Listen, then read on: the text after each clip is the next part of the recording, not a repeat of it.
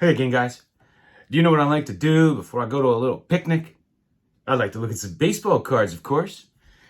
Got to look at some baseball cards before you go to a picnic. So the other day, I showed you a Armando Marsans Cracker Jack card. And I had mentioned that he was one of the early Cuban players, probably the first really good Cuban player to come and play in the majors. And then he came up along with Rafael Almeida, another Cuban player. So I just got another Armando here. And I just wanted to point out that this is one of the great things about the T207 brown background set. You know, that set includes 3 key players that no other set of that era included. The T206 didn't include any of these guys. The T205 didn't include any of these guys. And the E-card sets, none of them included all 3 of these guys. And so the 3 big cards in this set that aren't included, in other sets are the, of course, the Buck Weaver, third baseman on the Black Sox. I'm a big fan of Buck Weaver. And the Rafael Almeida.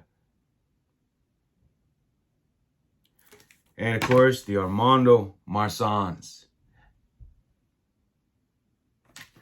So these guys came up together, and it's one of the significance of putting together the T207 set. 2 of the very first Cuban players to play in Major League Baseball. Oh, I'm a little groggy. I took a little old man nap again. Got to wake up for my picnic. It's funny. I have this friend, and he mispronounces all kind of words. Like he calls cobwebs cowwebs, and he says instead of groggy, he says droggy.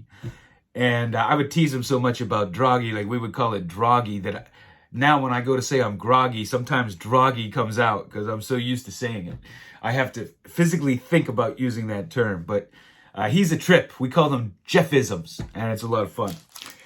I got 2 fantastic cons here. One is from 1963, and that is Don Clendenin from my Pirates, who went on to become the MVP of the 1969 Miracle Mets World Series.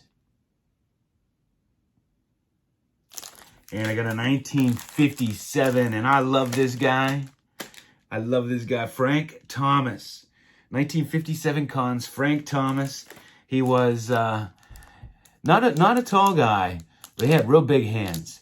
And he was kind of like Ted Kluszewski with the sleeveless shirts and more muscular arms than most of the day. And my dad would always tell me stories that he would catch the ball barehanded at third base. And so I never knew if my dad was exaggerating or not. And when I was back in my 20s, I had a chance to run into him. I was playing a round of golf with Joey Mullen from the Pittsburgh Penguins and Robert Lang, and we were hanging out. And after our function, he was there, and I was walking to the parking lot with him. And I took the opportunity, and I said, "My father has always told me that you used to catch that ball with your bare hand at third." I'm like, "Is that true?" And his exact words were, "You bet your ass I did." Nice guy. He said it with a smile, but man, Frank Thomas, one of those guys that I really like to collect, and a lot of people never heard of him. But pretty decent, solid third baseman for the Pittsburgh Pirates. And so that's what I have for you right now. Man, I hope they have some Jack Daniels at this picnic. I don't know how I'm going to get through it without it. Maybe I should take a flask. All right, guys. Thanks for watching.